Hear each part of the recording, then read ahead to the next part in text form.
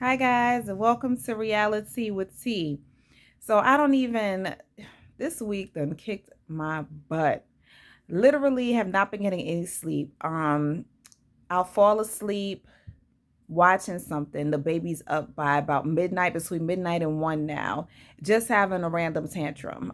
She'll wake up now, she'll just be like, milk, milk, milk. So we have to give her milk to get back to sleep. Now, you guys know, once I wake up, it's over. I can't get back to sleep. So I've been getting probably 3 to 4 hours of sleep, getting the big one to the school bus by 7:10, between 7:10 and 7:20, and trying to get myself back all the way up in the Bronx for work at 8 p.m.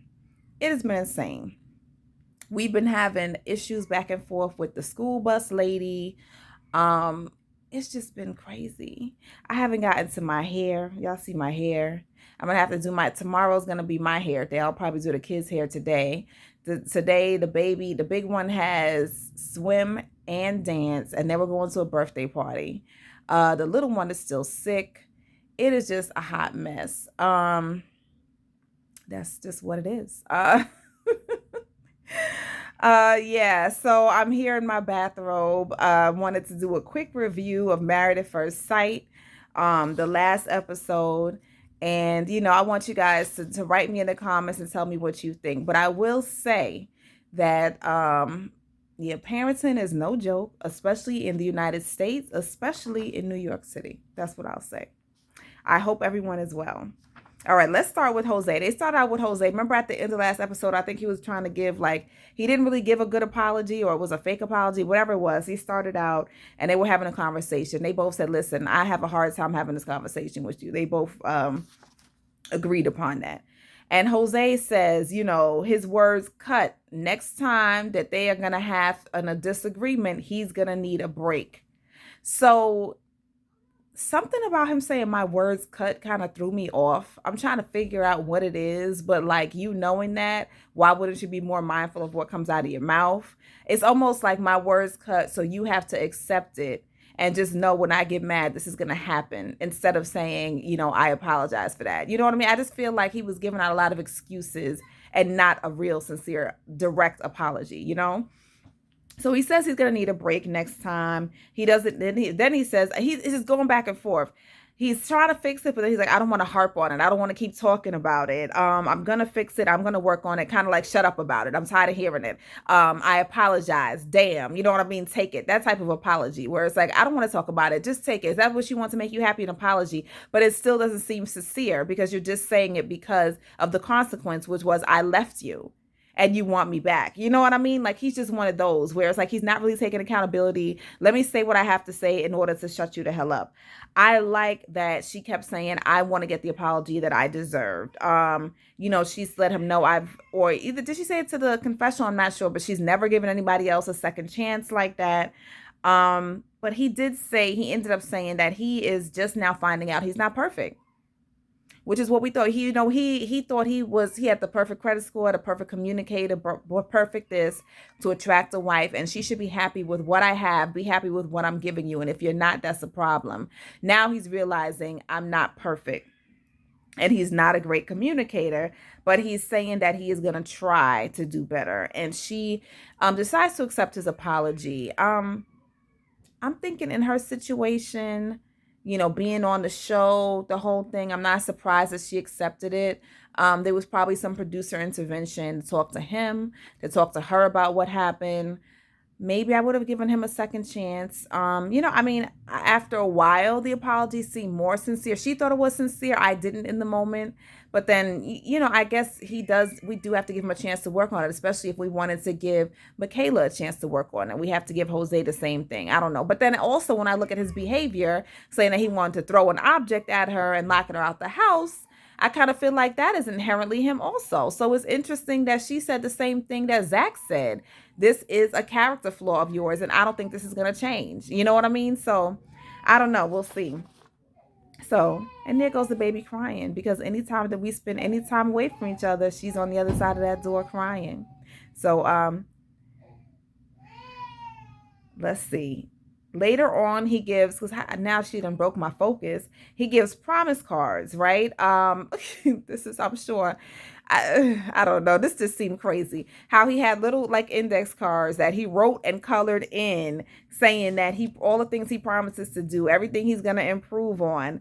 It did seem sincere. The way that he did the cards was kind of weird. It was like, I will never lock you out again. Well, geez, I hope not. You know what I mean?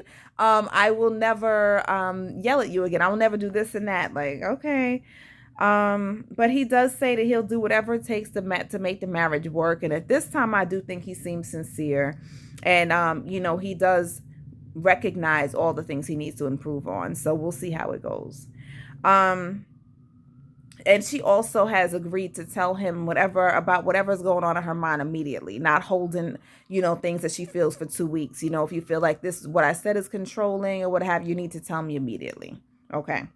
So now Brian and Brett, he actually put together a scavenger hunt. Basically, all of the couples are celebrating their 1 month anniversary. So they have all thought of, or the producers gave them activities that they should set up for their spouses, something sweet, something to commemorate the moment of making 1 month in their marriage.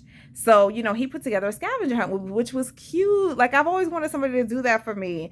And she liked that he puts in effort. And, she now is ready. She says she's ready to take it to the next level. She's ready to consummate the marriage. And he is not. Because remember, he is still shaky about whether he's even into her. But he doesn't want to hurt her feelings. So he never told her that. The question that people had about Brett is, how is she not picking up on his body language? How is she thinking that he's into her? Maybe there are things going on off camera, I believe. And there have also been times he told us that he's growing in like with her and he really likes her. Maybe he's sending mixed messages. You know what I mean? So why is it that she's at the point that now she wants to consummate the marriage, knowing that he's only in 40% or whatever it is, you know what I mean? And she still wants to move forward and put herself in a predicament where now they've consummated the marriage and he's still not sure about her. That makes me nervous for her. You know what I mean? And it also makes me feel like, why is she not reading? Like, he literally at this point has told her that he doesn't know if he's into her. I would want to make sure of that first before I took this marriage any further. But the scavenger hunt was cool. She enjoyed it. It did show effort. But then we see her talking about her doggy is sick. He's going through kidney failure. That has to be awful. Brett has a way of not showing her emotion. Maybe it's because of the cameras, or maybe she didn't show it to us. But the way that she was into that dog, I know that had to hurt, hearing that her dog, was so sick and eventually had to be put down while on the show.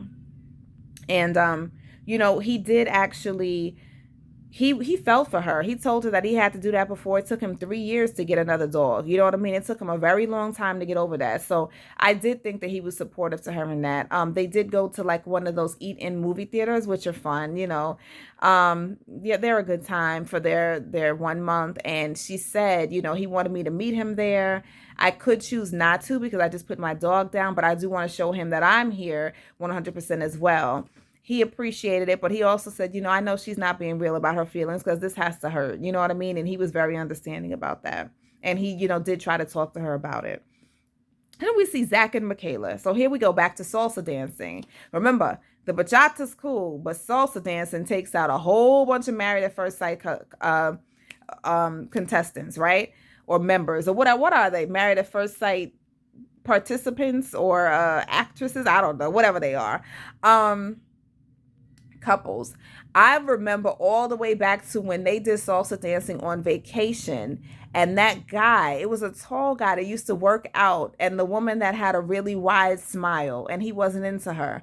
Either way, he was sweating bullets. Remember, his whole shirt was filled up with sweat, and he was so embarrassed, and he got so mad at the salsa dancing that he just like wanted to give up and stuff. And then we have last season with Vincent in the salsa dancing and feeling embarrassed, and now it done took down Michaela. So, we see them, they're in the cars, they're excited, they're all hyped to go to salsa dancing. And she did say in the car, listen, I'm going to be watching you three because this isn't my thing, right? I have 2 left feet. I'm not trying to do salsa dancing.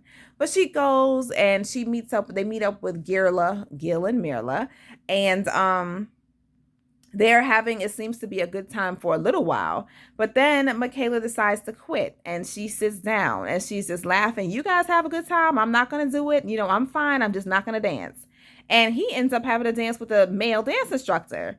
So, he just says to the confessional, I'm not surprised at all because basically she is hot and cold all the time, which kind of sucks. You know what I mean? Like, damn, I try to stay in her corner as much as I can, but it's like he already has pegged you as being somebody who's hot and cold, and this behavior doesn't even surprise him.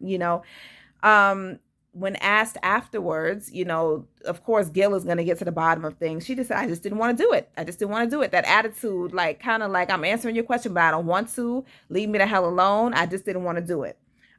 She just says, sometimes you just don't want to do something. But Gil is like, okay, but don't you think that should try for him? You made him dance with the dance instructor. You know what I mean? And, Michaela does finally come around and say, I guess I could have tried harder. You're right, but it's over. I'm done talking about it. Type of a thing.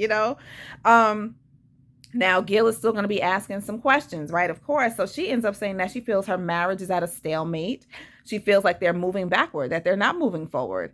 And, she says it very nonchalantly because I believe Zack at first said, yeah, we're moving forward. And she said, no, I don't agree. We're at a stalemate. We're moving backward. And, she says there's only so much one person can bear. There's certain words and phrases that come at you.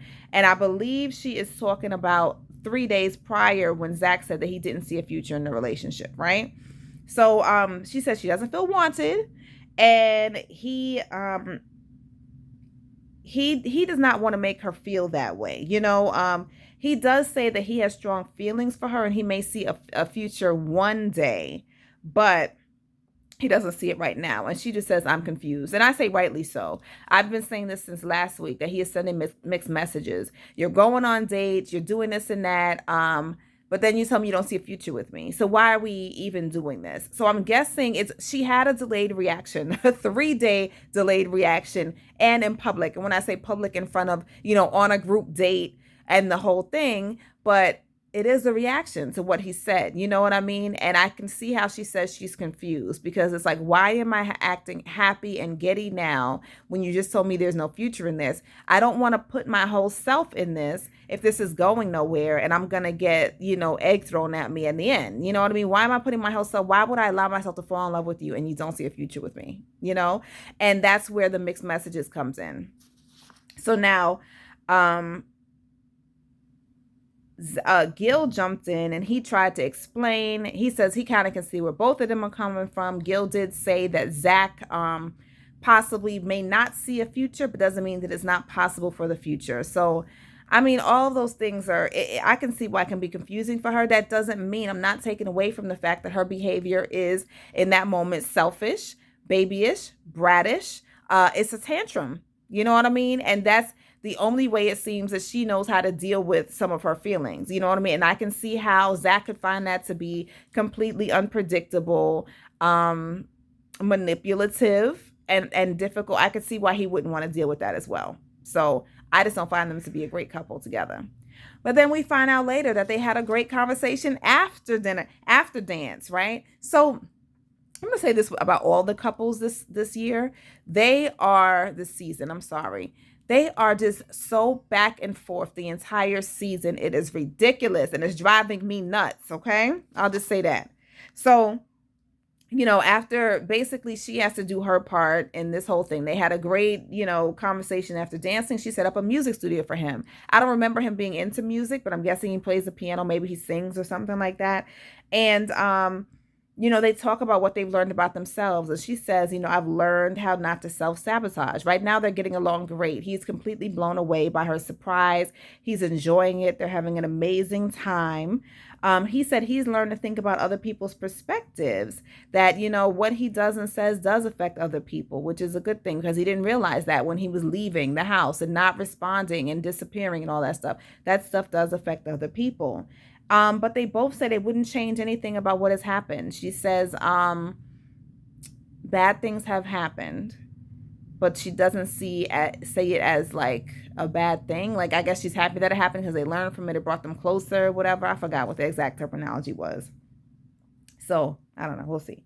So now Bao and Johnny, right? We see them. They are the most back and forth couple. We see them jump out of an airplane and they have an amazing time, and this brought them closer, and they probably are feeling all of those Getty love lusty feelings that Johnny wants to feel in this moment. And of course, Bao is blown away by it because in this moment, Johnny is being the perfect guy that she wants to be with. And, he says he's 100% committed to her. He said, but there are issues. Like in this moment, they're having a great time. But then he starts to talk about, was it when he met up with a friend? It was, I forgot when he started talking about this. He started talking about wanting a buildup of sex during the day. He doesn't just want to come home and have sex. He needs the buildup. He needs a flirtation. He needs all the text messages, the pictures, all this stuff to build up so he can anticipate this great big climax at night. And that's what he said, something about a big climax, right?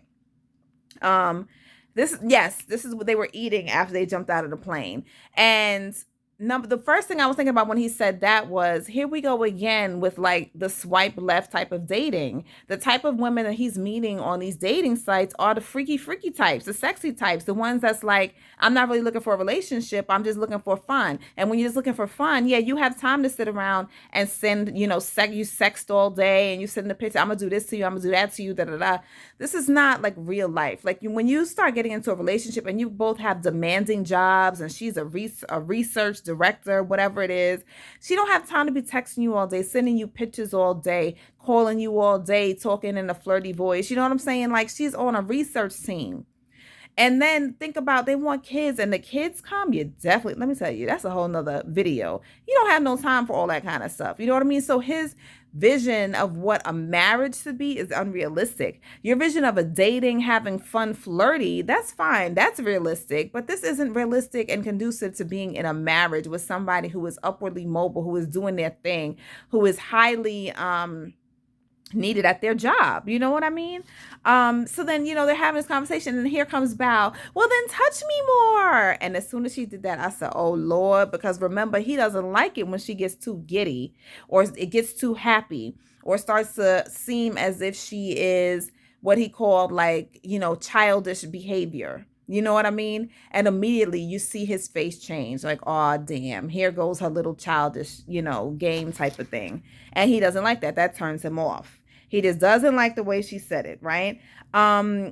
She says that she just wants it to be natural. You know what I mean? I think, was it somebody said that she should be more direct, or she should ask for physical touch or interaction? Maybe I just wrote that. Maybe she needs to ask for it. I don't know. It's something that's really misfiring with this couple. I feel like they almost say the same thing, then contradict it like a minute later about what they want. And maybe they just don't have what each other wants, or maybe both what they need is unrealistic.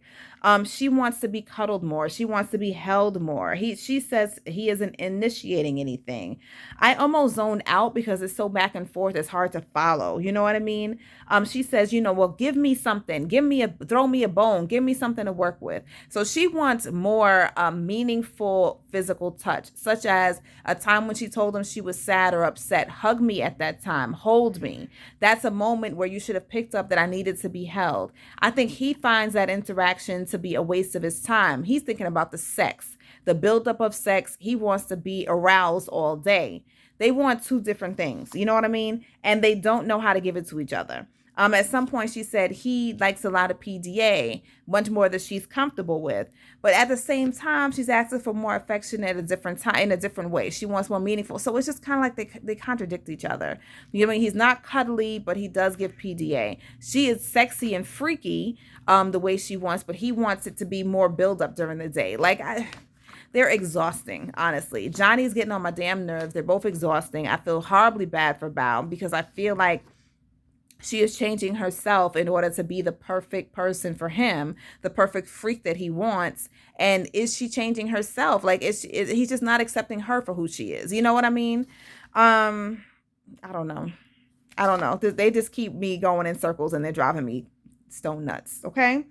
Gil and Myrla, he takes her to a winery, which is really nice. He gives her a picnic. She's always wanted a picnic. It has like all this like macaroon tower that was so pretty. It was really, really nice. And she really liked it.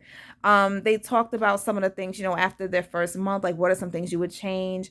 Gil has a way, we like him for pulling out all of the meaningful material that we need from the couples. You know what I mean? We want to know. We need that content. He asks great questions. He has a good way of asking it. He also is very direct and says exactly what is on his mind, which is great. Sometimes the way he says it can be a little too direct and it kind of turns me the other way, but he says that he doesn't like that she's closed-minded sometimes. When he presents something to her, he doesn't want her to be closed-minded. And then he says, it seems like she is like a brat, a child, and whiny. I wish he didn't say it like that. It was just such a beautiful moment that it could have just been delivered in a more graceful manner, but that's how he feels. She kind of like laughs at it. You know, she doesn't like it, but it's like, okay, I appreciate that he's telling me exactly what he likes and doesn't like, you know? She says it's like a take it or leave it type of a thing. Basically, I'm not going to change myself. I feel like he is accepting her, but there are things that he just isn't into. You know what I mean? They acknowledge that they've had no arguments. She's very comfortable with him. She does like that he's honest and direct. Their dating, you know, their interaction is not forced, it's natural, which we all see and we love. And they both agree that they like that their pace was slow. And we see this across all of the seasons, that all of the ones that we see are at a very slow pace, that don't consummate the marriage until maybe after the season is over. They have the lasting marriages. The ones that delve into that lusty first night, we just couldn't keep our hands off each other, the chemistry was there. It usually like is high and then it fizzles and fades and it doesn't work out. Because they just don't know each other. This is what happened with Zack and Michaela. You know what I mean? I wish they probably wish that they could take that moment back, because now they have all these feelings involved. They didn't even know each other. You know what I mean? He does say he's falling in love. Those falling in love feelings are coming. And, you know, she loves spending time with him, and he's everything she has wanted and more. So while we did not have high hopes for Myrla and Gil, and we thought that they were the worst match in the beginning, they are turning out to be our like power model couple. And I really am enjoying seeing it. You know, they go to dinner. Everybody goes to dinner, and this is when they all go over how everybody's doing. Zack and Michaela, they say that they love each other. She loves him. He's getting there. He says she's the most thoughtful person that he knows. Again, here we go with the yo-yo. How do we get here? Yesterday, they couldn't get through salsa dancing because he said he sees no future with her, and she thinks they're moving backwards and that they're their stalemate, and now they love each other. What is happening here? Was it? Oh, did I miss a part? I think it was after the studio. Was it after the studio that he took her to a hotel to reenact? Yes, I'm sorry, I missed that part. To reenact their honeymoon, because remember he had COVID, so they couldn't really have a honeymoon. So they go to the hotel, they have the flowers on the bed, he throws her on the bed. They of course had a hot steamy night, everything is amazing. 2 hours later they couldn't sleep and they were hungry. We see them outside, and that is really the best when you do spontaneous stuff like that and you're going out in the middle of the night to go find food. They're eating, they're just on cloud 9. And I think that they're just one of those like highly emotional couples. Like, we're having a great time, we're in love, and we just had a small bump in the road, and we hate each other. This isn't going to work. And so you just cannot follow couples like that, and they're too up and down. I feel like it was kind of like the redhead, I can't think of her name, and the guy with the bald head, and she ended up knocking the table over because he wanted her. He was the one who talked about Caucasian sex. They were kind of the same way. I love him, I hate him, I love him, I hate him. Somehow they're still together. I don't know that this coupling here has the same power, but we'll see. I don't know. Jose and Rachel say that they're good. You know, Rachel brings up that they had that big bump in the road where he locked her ass out and she was knocking on everybody's door, but he apologized and they're on the right road. Ryan, at this point, he starts to look at the other couples and he's comparing. He says he tries not to. But I think that is one of the things about bringing all the couples together so much. They're going to compare. Like, why are they at that place and I'm not? He wants to be in love like everybody else. You know, he does care and respect. He cares about and respects Brett a lot. He really does. But they talk about how he's been holding back. They're both hopeful, they say. Brett's heart is open, and she said it'll always be open to the process, but they don't know where they're going to go from here. And it's really sad because I feel bad for Brett, because I feel like she's all in. He's just not into her. And you can't create a chemistry where there is none. I'm always going to say that. If there's no attraction or chemistry, it just might not ever come. And that sucks. You know what I mean? And that's the sucky part of an experiment like this. And when it comes down to it, it is an experiment. Is this going to work? Is it not? Some are going to work, some are not. And unfortunately, people's feelings get caught up in it. So, Gil and Myrla, they announced that he is falling in love. You can see in this moment how she is like fully submitted to him, in her body language. I mean, she is just up under him. She is comfortable. She says that she has made the choice to fall in love with him. She always said that love is a choice, and she has made that choice. So this seems like it's going to be a beautiful love story, and I hope that they stay together. Don't tell me any spoilers. I try not to look at the spoilers now, because then it's just going to defeat the purpose of me looking at the show. So I don't know what happens after decision day, and I hope I don't find out before decision day occurs. Johnny and Bao. Oh Lord, here we go. Here we go with the roller coaster. Okay. She feels like she's given her all. Of course, she is still trying. She is all in. She talks to the group about how she cooks all the time, the gourmet meals, the whole thing. And Johnny is just not, basically, she just said he's not putting in enough effort. It is very uncomfortable for everybody there. I think Gil even says that, like, all right, let's get some wine. Here we go. Why they decided to have that type of conversation at that moment, I have no idea. Now we see Johnny getting real hot-headed. I mean, he's red in the face. That face, when he's upset, you see it in all of the veins. Like, I have some veins in my head. His veins start to pop out. Like, he looks like the Hulk, okay? He is playing with the damn flowers. He's tearing them up. It's this dramatic scene where he is just, he's not feeling it. And he says, I have a lot I need to say, but I feel like out of respect, I need to say it to my wife first. And people are looking at them like, yo, I love how Gil and Myrla, even in the Unfiltered afterwards, like they just down for the hot tea and they like to talk about it and share it. So they're like, listen, if the drama happens, we're here for it. Like, let's keep it going, So, Johnny, was it that she said, I'm trying to remember if she's saying this. Okay, she's saying it to the group. She said he needs to initiate more. He really doesn't take the time to court her. She kind of threw him under the bus. You know what I mean? She said way too much. She overshared with the group about everything he was doing wrong and all the things that she perceives she's doing right, such as cooking the gourmet meals, putting in her 100%, and he's just not doing what he is supposed to be doing. So, he has to walk out again. This is the dramatic, I have to use the bathroom.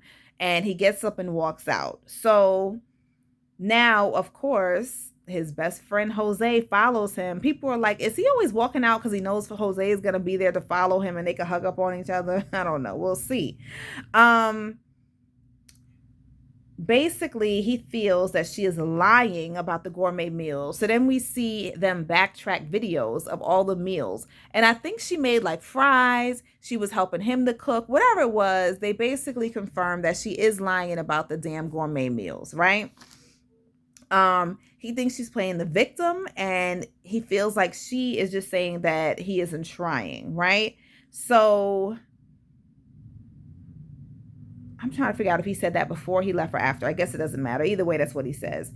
When he gets outside, he calls her controlling, manipulative, and always wanting to make herself look good. She wants to look perfect around everybody else. I don't think that she's manipulative and controlling and all these horrible things. She probably does want to seem perfect to everybody else because that is just a trait that she has carried along from her childhood. That woman has been through a lot as far as being the poorest one in her neighborhood, her father being the town drunk. She has spent most of her life trying to put on the perfect image. So it makes sense that she would do the same in this relationship. Both of them really need counseling. They both need to sit down and work on some of those issues that they have outside of each other before they start to think about a relationship with each other. So while he's, going in on her to Jose, Bao uncomfortably walks out and she just kind of acts like, okay, I don't know what's going on. But even though she knows Johnny's going in on her, and she's just like, okay, we're going. I called an Uber. Let's go get in a cab. And I guess she's just like, okay, dinner's over. Let's go. And then I loved how she did that. I don't know. They left in a cab. I don't know. It's funny because Troy, my fiance, was saying, it seems like he is a late dater. he and Ryan? Like, did they just start dating late? Like, it seemed like maybe he was just like a nerd in school. They were like, in whatever nerdy club they were in. They were like doing schoolwork all the way through college. During the time when in high school and college, when you start to find out what you get to like, what you actually like in a mate, they kind of missed that part because they were like so into school and doing whatever. They weren't really dating, weren't into it. And so they really started like in the late 20s when he started getting popular and started feeling himself and getting a little confident. That's how he ended up on 100 dates, because most people are not going to say that they've just been through random 100 dates looking for somebody and never found anything. You know what I mean? And it just seems like he doesn't know what he wants or likes. He just knows that he's not into Bao, and all the things he's asking for, unfortunately, she's trying to acquiesce and give and turn into the person that he wants. But it's not her either. And she's never going to be what he wants if he's never going to accept her for who she is. You know what I mean? She is who she is. And if you're not going to accept that and keep trying to change her, this is never going to work. And hopefully in Bao, you're never going to fit into his perfect mold of this woman. He wants a sex kitten. He wants to wife somebody who is like one of the girls he's dating that he can't seem to find a wife in, because they're dating material. They're dating material and not wifey material. You know what I mean? So he's never going to get what he wants. You kind of can't have both. You can have a little bit of both, but it's never going to be like Ryan said. I want to feel like every night I want to come home and throw my wife up against the wall. Guess what? There are going to be times when your wife has a face mask on.